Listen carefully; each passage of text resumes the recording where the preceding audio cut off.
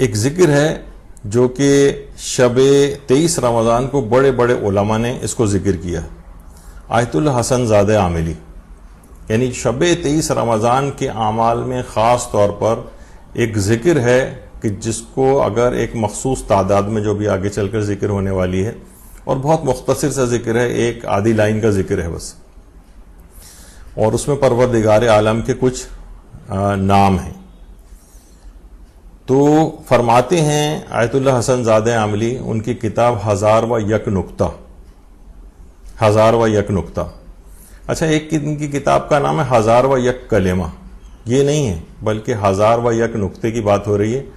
1001 نکتہ یہ آیت اللہ حسن زادہ عاملی کی کتاب ہے. اس میں جو نکتہ نمبر 792 بیان ہوا ہے، تو اس میں اپنے اساتذہ کے اعتبار سے نقل فرماتے ہیں آیت اللہ حسن زادہ عاملی کہ اعمال شب 23 رمضان میں انہوں نے اس بات کو ذکر کیا ہے کہ اگر شب 23 رمضان سجدے میں جا کر اس ذکر کی تلاوت کرے جو ابھی آپ کے سامنے ذکر ہونے والا ہے، تو ملائکہ الہی نازل ہوں گے اور اس کے دل کو تمام کثافتوں، نجاستوں اور گندگیوں سے پاک کر دیں گے.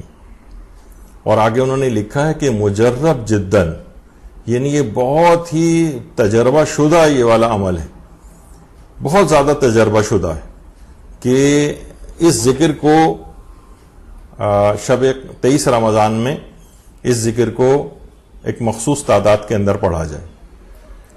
اچھا، جو کتاب مطلع انوار جو کہ آیت اللہ سید محمد حسین حسینی تہرانی کی لکھی ہوئی کتاب ہے، اس کی جلد نمبر 2 ہے. یہ تو خیر 12ویں جلد ہے جس کا ٹائٹل آپ کے سامنے ہے، لیکن اس کی جو دوسری جلد ہے اس میں آیت اللہ علی آقا قاضی، آیت اللہ یہ محمد حسین حسینی تہرانی ہے جنہوں نے مطلع انوار کے اندر یہ بات لکھی ہے کہ جو وصیتیں آیت اللہ علی آقا قاضی نے کی تھی، ان میں ایک یہ بھی تھی کہ یہ شب 23 رمضان کو یہ والا ذکر پڑھا جائے، یا طہرو یا طاہرو یا طہورو یا طہورو یا طہارو، یہ اس ذکر کو پڑھا جائے، اس ذکر کو پڑھا جائے. اچھا، یہ جو ذکر ہے یا طہرو یا طاہرو یا طہورو یا طہورو یا طہارو، فرماتے ہیں کہ جس وقت آدھی رات گزر جائے اس وقت نہ انسان نے بہت زیادہ کھایا ہوا ہو، نہ بالکل ہی بھوکا ہو، اور باوضو ہو کر قبلہ رخ ہو کر سر کو سجدے میں رکھ کر اس ذکر کو 225 مرتبہ تلاوت کرے. آیت اللہ علی آقا قاضی فرماتے تھے، جو بڑے بڑے عرفاء کے بھی استاد تھے، انہوں نے اس ذکر کو نقل کیا ہے. 225 مرتبہ اس ذکر کی تکرار کرے. تو اگر اس ذکر کی تکرار کرے گا تو آیت اللہ حسن زادہ عاملی بھی فرماتے ہیں اور دیگر علماء بھی کہ ملائکہ آسمانی نازل ہوں گے اور اس کے دل کو تمام کثافتوں اور گندگیوں سے پاک کر دیں گے، کیونکہ پروردگار کے یہ جو نام ہیں، جو اس کے اسماء ہیں، جس کے اندر طہارت اور کا ایک مبالغہ اور وہ اس کے اندر اس کا اظہار ہوتا ہے، یعنی بہت زیادہ طہارت، تو ان اذکار کی برکت سے، ان ناموں کی برکت سے وہ ملائکہ آسمانی نازل ہوں گے اور اس کے دل کو بھی پاک و پاکیزہ بنا دیں گے. یہ شب 23 رمضان کا ایک خاص ذکر ہے جو کہ آیت اللہ علی آقا قاضی نے اس کو نقل کیا ہے. اور اس کے علاوہ آیت اللہ مبشر کاشانی، انہوں نے بھی اس ذکر کو لکھا ہے. آقائے احمد عابدی جو حوزہ علمیہ قم کے بہت معروف ایک استاد ہیں، انہوں نے بھی اس کی بہت تاکید کی ہے. تو بہرحال البتہ یہاں ایک بات رہے کہ یہاں اللہ کی جو طہارت ہے اور اس کی پاکیزگی میں انتہائی پاکیزگی کی تعریف کی گئی ہے ان اذکار کے اندر. یعنی اس پاکیزگی کے ذکر کی برکت سے اس رات ہمارے نفس کو بھی پاکیزگی نصیب ہو جائے گی اگر 225 مرتبہ، یا بعض جگہ پہ 235 بھی لکھا ہوا ہے.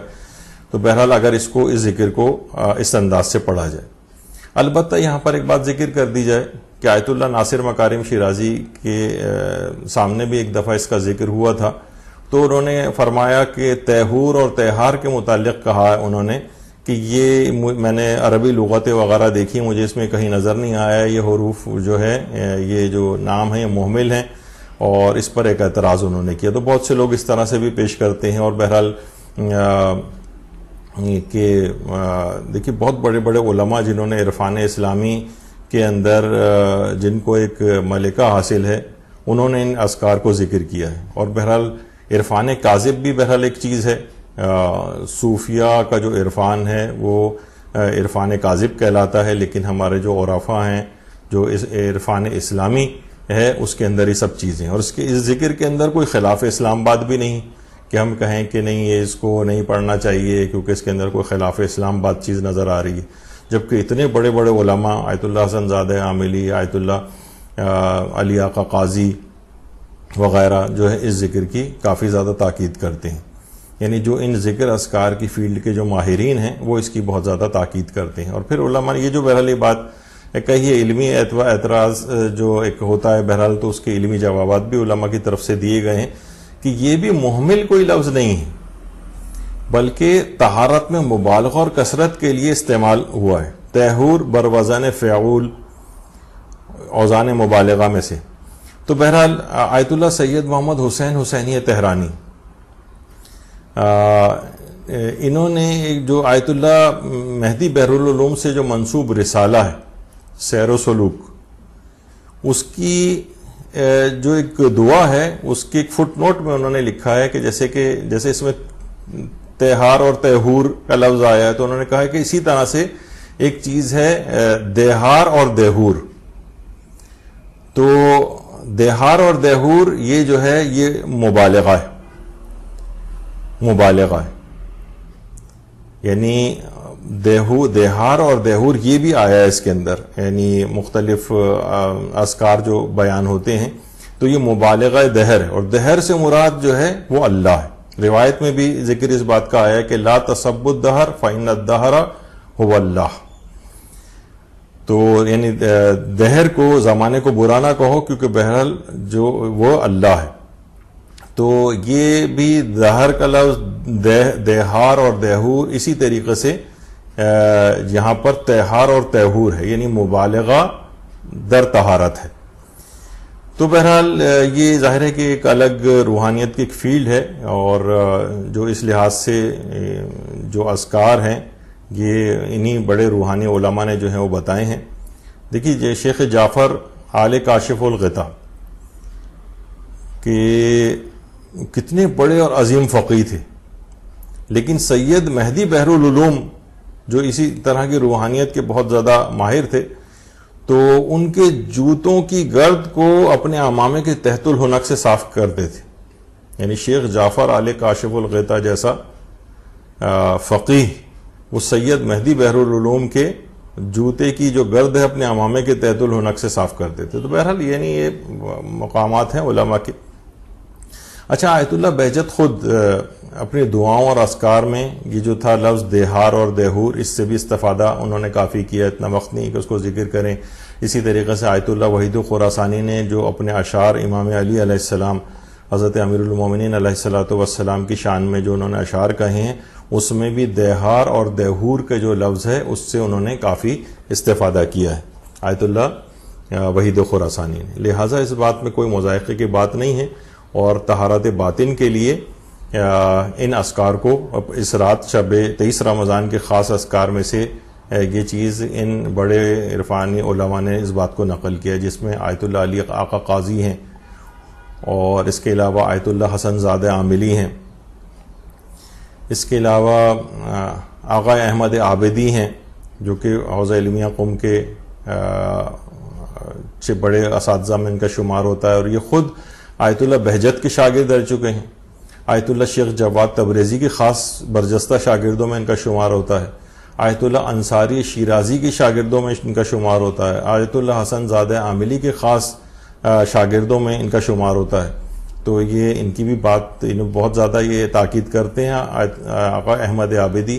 اس کے علاوہ آیت اللہ جو مبشر کاشانی, ان کا قوم کے اندر درس خارج بھی ہوتا ہے, اور یہ خود آیت اللہ سید عبد الکریم کشمیری کے شاگرد ہیں. یہ اس ذکر کی بہت تاکید کرتے ہیں, اور یہ خود آیت اللہ عبد الکریم کشمیری کے بھی شاگرد رہ چکے ہیں, اور آیت اللہ رضا بہاؤدینی کے بھی شاگرد رہ چکے ہیں. اچھا، عربی لغت میں دیکھیے اگر کوئی چیز ذکر نہ ہوئی ہو ضروری نہیں ہے، کیونکہ دعاؤں کے اندر عبرانی زبان کے بھی بہت سے الفاظ موجود ہیں. جو رسالہ سیر و سلوک جس کا بھی تذکرہ ہوا تھا سید مہدی بحر العلوم سے جو منسوب ہے، اور جو اس کا مقدمہ اور شرح لکھی ہے آیت اللہ سید محمد حسین حسینی تہرانی نے، اس میں آیت اللہ علی آقا قاضی کا ایک قول علامہ محمد حسین طباطبائی کے لحاظ سے ذکر ہوا ہے کہ دعاؤں میں دیکھیے عبرانی کے جو الفاظ ہیں، دعاؤں میں عبرانی زبان کے بھی کچھ الفاظ آئے ہیں. یہ خود بحار الانوار کے اندر بھی جو ہے وہ موجود ہیں. مثلا اس کے اندر یہ ہے کہ جیسے احیا شراحیہ، اور یہ عربی زبان کے لفظ نہیں ہیں. اچھا، جب یہ عبرانی زبان کے، یہ عبرانی کلمات ہیں، اور اس کا جو عربی کے اندر ٹرانسلیشن بنتا ہے وہ کچھ علماء کہتے ہیں یا حنانو یا منانو بنتا ہے اس کے معنی، یا کچھ کہتے ہیں یا حیو یا قیوم بنتا ہے.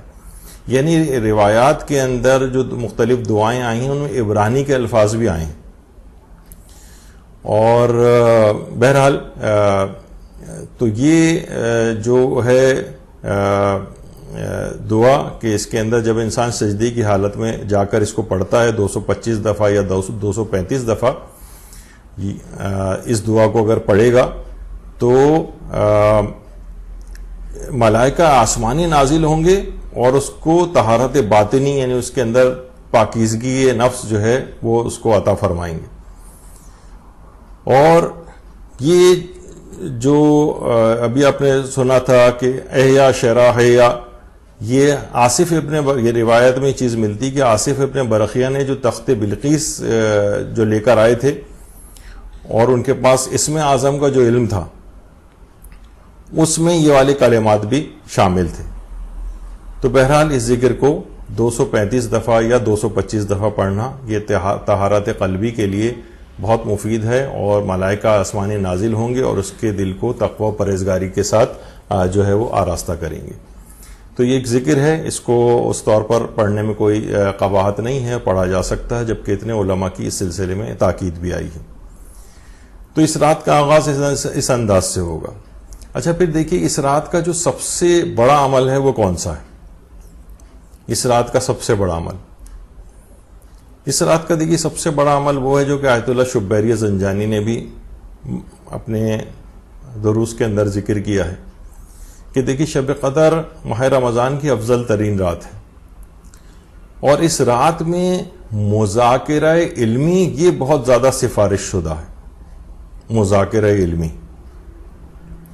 علمی مذاکرہ، اور علمی مذاکرے کا آیت اللہ شبیری زنجانی ان کا درس خارج ہو رہا ہے، فرماتے ہیں کہ مذاکرہ علمی کا ایک مصداق مسائل شرعیہ کا یاد کرنا ہے. علمی اور دینی کتب کا مطالعہ یہ اس رات سفارش شدہ ہے. اس کے علاوہ بھی انہوں نے فرمایا کہ اس رات انفاق کرنے کی بھی، یعنی اللہ کی راہ میں خرچ کرنے کی بھی اس رات میں کافی تاکید ہے، صلہ رحمی کرنے کی بھی اس رات میں کافی تاکید آئی ہے. البتہ فرماتے ہیں کہ دو چیزیں سب سے زیادہ مہم ہیں، یعنی موسٹ امپورٹنٹ دو چیزیں. ایک تو قرآن کی تلاوت، قرآن کی تلاوت اس رات کثرت کے ساتھ ہونی چاہیے. ابھی ہم ذکر کریں گے آگے چل کر کہ خاص طور پر، ویسے تو پورا قرآن ہی ہے، اب اس میں سارا قرآن ہی اہم ہے، لیکن بہت ہی زیادہ اہم جو اس رات کو خصوصیت کے ساتھ پڑھنے والے سورے ہیں وہ کون سے، وہ بھی آگے چل کر تذکرہ ہوگا. تو قرآن جس کی فرماتے ہیں کہ جس کی تلاوت کی بہت زیادہ تاکید کی گئی ہے، کہ دو چیزیں سب سے موسٹ امپورٹنٹ ہیں آج کی رات. اور دوسری چیز جو ہے وہ ہے مطالعہ کتب شرعی و یادگیری احکام، یعنی شرعی کتابوں کو، کیونکہ دینی کتابیں تو بہت ساری کتابیں ہیں، آپ جو ہے اسلامی اقتصادیات کی کتاب بھی اٹھا سکتے ہیں، اس طرح یہ وہ بھی ساری اسلامی چیزیں ہیں. لیکن فرماتے ہیں کہ کتب شرعی، یعنی جس کے اندر شرعی احکام ہوں، یعنی ان کا مطالعہ کیا جائے، اور وہ یادگیری احکام کو یاد کرنا، یعنی اس طرح سے اس کو پڑھنا کہ وہ آپ کو یاد ہو جائیں. یہ خاص الخاص آج کی رات کا جو بہت ہی اہم ترین عمل ہے. مدرسے کی پوری کوشش ہوتی ہے کہ اس رات کم سے کم 50-100 فقہی مسائل وغیرہ کا ایک بنچ بنا کے اس کو ہم اس کے اوپر شیئر کر دیتے ہیں، تاکہ لوگ اس رات کو کم سے کم ان مسائل کو پڑھیں اور دوسروں کو بھی اس کو فارورڈ کریں. اچھا، اسی لحاظ سے شیخ صدوق کے متعلق یہ بات کہی جاتی، یہ شیخ صدوق کی قبر مبارک ہے. شیخ صدوق اپنے استاد کے حوالے سے بیان کرتے ہیں، مفاتیح الجنان میں بھی یہ بات آئی ہے کہ وہ فرماتے تھے کہ جو شخص بھی 21ویں اور 23ویں رمضان کی راتوں کو مسائل دینی بیان کرتے ہوئے گزارے تو وہ سب لوگوں سے افضل ہے. اس رات کا جو سب سے افضل عمل کرے گا، یعنی 21ویں اور 23ویں راتوں کو مسائل دینی بیان کرتے ہوئے گزارے. ایک دوسرے کو آپ کم سے کم اوتھینٹک جو ذرائع سے آپ کے پاس مسائل شریعہ آئے ہوں وہ ایک دوسرے کو فارورڈ کریں.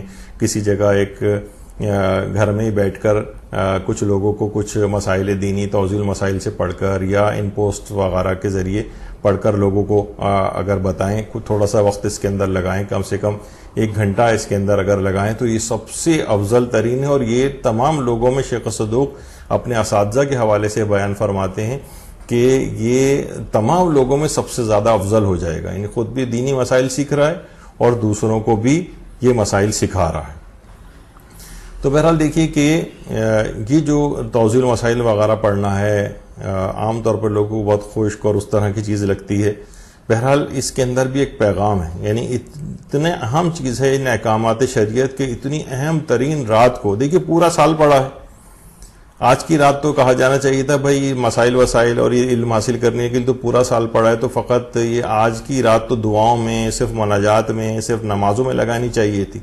سب سے زیادہ افضل عمل پھر علم، یہ مسائل شریعہ کا حاصل کرنا قرار دیا گیا اس کے باوجود، تاکہ اس میں ایک یہ بھی ہے کہ یہ کیونکہ پورے سال کا آغاز آپ کی زندگی کا اس رات سے ہو رہا ہے، تو لہٰذا اس کے اندر ایک پیغام یہ بھی ہے کہ اس بات کو جو اس میں آپ کو پریکٹس کرائی جا رہی ہے مسائل شریعت کو یاد کرنے کی، یہ سلسلہ پھر پورے سال چلنا چاہیے. تو بہرحال یہ تمام چیزیں ایسی ہیں کہ جس کی بہت اہمیت ہے. لوگ عام طور پر دیگر چیزوں کے اندر بہت زیادہ مصروف ہو جاتے ہیں اور یہ سب سے اہم اور افضل ترین عمل جو ہے اس رات کا اس کو فراموش کر دیتے ہیں. اس کی طرف ہونی چاہیے توجہ. یہی وجہ ہے کہ آیت اللہ جوادی عاملی فرماتے ہیں کہ اس دنیا میں کوئی بھی چیز علم دین کے حصول سے برتر نہیں ہے. بعض اوقات کہہ دیا جاتا ہے کہ بھئی دیکھیں یہ اور بھی چیزیں ہیں، فزکس، کیمسٹری، یہ بھی کون سا غیر دینی چیز ہے. وہ ٹھیک ہے، اس پہ ہماری ان تمام چیزوں کی اہمیت سے کسی کو انکار نہیں ہے، لیکن بہرحال اصل علم دیکھیے وہی ہے کہ جس سے آپ کی آخرت سنور جائے. یعنی افضل ترین عمل بہرحال، جس میں ہم نے ایک دفعہ آیت اللہ ناصر مکارم شیرازی کا فتویٰ بھی پیش کیا تھا، تو اس میں انہوں نے یہی بات کہی تھی کہ ٹھیک ہے ان تمام چیزوں کی بھی بہت اہمیت ہے اور ایک خاص تعداد تمام علوم کے لیے مہیا ہونی چاہیے تاکہ زندگی کا نظام بھی اس طرح سے چلتا رہے. لیکن انہوں نے یہ بھی فرمائی یہ بات کہ آج کل کے دور میں خاص طور پر علم دین کی اہمیت بہرحال ان تمام چیزوں سے زیادہ ہے. یعنی وہ تو اپنے طور پر چل ہی رہے ہیں، لوگ کر ہی رہے ہیں، لیکن بہرحال ایک علم دین کی افضلیت سے اس میں کسی کو انکار یا کوئی معذرت خواہانہ لہجہ اختیار کرنے کی ضرورت نہیں ہونی چاہیے. سب سے افضل اور برتر جو چیز علم ہے وہ یہی علم دین ہے. یعنی اور فرماتے ہیں کہ جتنا علم میں اضافہ ہوگا اس رات، اسی قدر اس کی عقل میں بھی اضافہ ہوگا. یعنی جس قدر علم میں اضافہ کریں گے اسی قدر عقل میں بھی اضافہ ہوگا. اور خود سوچیں گے انسان کی جب عقل میں اضافہ ہوتا ہے تو دیکھیے انسان جو گناہ کرتا ہے تو کیوں کرتا ہے؟ بے عقلی کی وجہ سے گناہ کرتا ہے. اس کے نتائج اور عواقب وغیرہ سے صرف نظر کر رہا ہوتا ہے، بے عقلی کا کام کر رہا ہوتا ہے کہ جس کا لازمی نتیجہ آگ کے اندر جلنا ہے. ایسے کام کیوں کر رہے ہو؟ تو جس وقت انسان گناہ کرتا ہے تو اس کی عقل بھی کم ہو جاتی. تو فرماتے ہیں کہ یعنی اگر اس رات کو خاص طور پہ یعنی علم حاصل کیا جائے گا، یعنی جتنا علم حاصل ہوگا ظاہر ہے کہ اسی قدر اس کی عقل میں اضافہ ہوگا. جتنا اس رات اس کی عقل بڑھے گی اتنا ہی زیادہ وہ گناہوں سے، کیونکہ عقل بڑھے گی تو خود بخود گناہ کم ہو جائیں گے. عقل بڑھے گی تو خود بخود ہی زندگی میں کوئی غلط فیصلے نہیں کرے گا، وہ زندگی بھی اچھی گزرے گی. تو بہرحال یہ بات ہے. تو آیت اللہ جوادی عاملی یہ بات فرماتے تھے کہ جو کہ ان کے متعلق صاحب جواہر آیت اللہ شیخ محمد حسن، جن کو صاحب جواہر الکلام کہا جاتا ہے، 43 جلدیں 30 سال کے عرصے میں انہوں نے کتاب جواہر الکلام کو مکمل کیا تھا. اور اس طرح سے پلاننگ کی تھی کہ کتاب یعنی 30 سال سے انہوں نے کہ اس کتاب کا جو اختتام ہو وہ 23ویں شب قدر میں ہو، یعنی اس شب قدر، اور یقیناً یہ سب کچھ بھی ہوگا اور امام زمانہ علیہ السلام کو ہدیہ بھی کیا ہوگا کہ پروردگار یہ میں نے یہ کتاب لکھی ہے اور میں اس کا ثواب ان کو ہدیہ کرتا ہوں، یعنی خاص طور پر اس رات شب قدر میں یہ اچیومنٹ، وہی نا کہ جس طریقے سے دیکھیے یہ ہوتی ہے پلاننگ. انہوں نے کہا کہ جو کتاب فقہ کی بہترین کتاب جواہر الکلام استدلالی جو کتاب ہے وہ انہوں نے 30 سال کے عرصے میں لکھی، تو لیکن اس طرح کی پلاننگ کی کہ جب کتاب کو لکھنے کے بعد اس کا اختتام شب 23 رمضان کو کیا. تو بہرحال یہ ایک بڑی خصوصیت والی بات ہے اور واقعتاً اسی کو صحیح طور پر پلاننگ بھی کہا جاتا ہے. تو وہ بھی اسی وجہ سے کہ اس رات علم حاصل کرنے کے لحاظ سے، اب دیکھیں نا کہ وہ شب قدر ہوگی اور اس میں بیٹھ کے وہ جواہر الکلام جو کتاب ہے اس کو مکمل کر رہے ہوں، جبکہ اس انداز کی ان کے متعلق ملتا ہے کہ جب صاحب جواہر کے اپنے ایک بیٹے کا انتقال ہو گئے تھے اور بھی کتاب لکھ ہی رہے تھے، اس کے دوران ہی ان کے بیٹے کا انتقال ہوا، تو پوری رات اپنے بیٹے کا جنازہ ہے کہ رات کے وقت دفن نہیں کرنا تھا، دن میں دفن کرنا تھا، جنازہ گھر میں ہی رکھا ہوا تھا.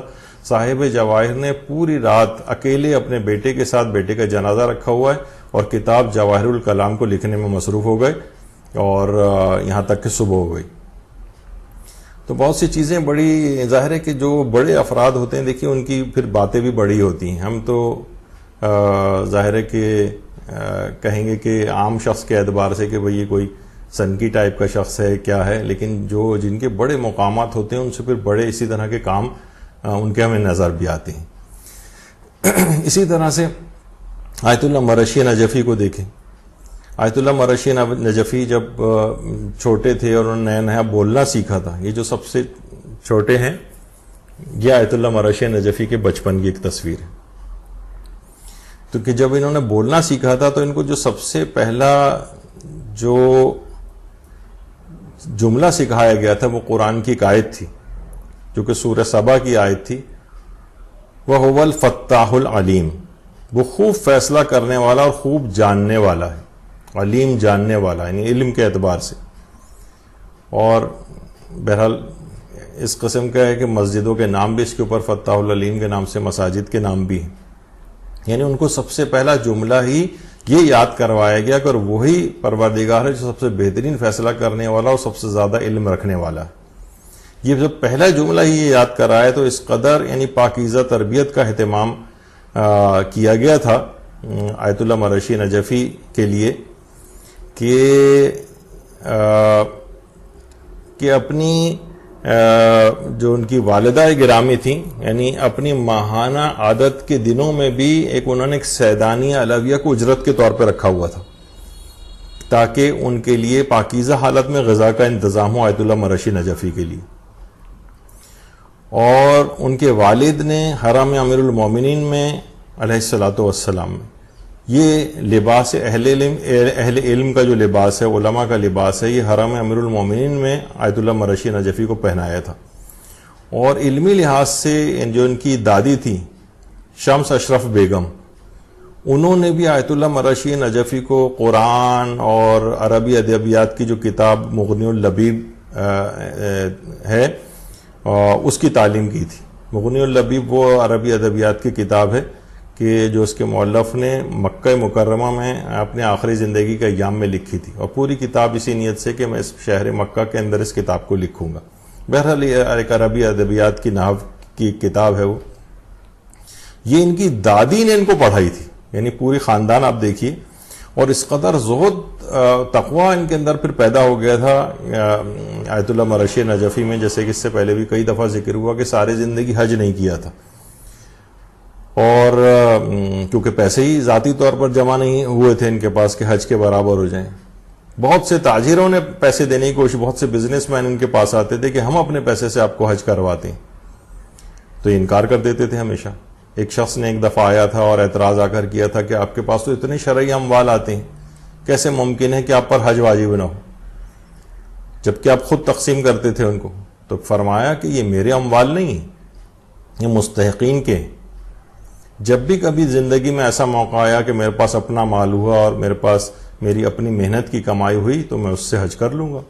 بہرحال انتقال ان کا اس حالت میں ہوا کہ وہ حج نہیں کر سکے تھے، اور لیکن ان کی وفات کے بعد 100 افراد نے ان کی نیابت میں حج کو انجام دیا. اللہم صلی علی محمد و آل محمد.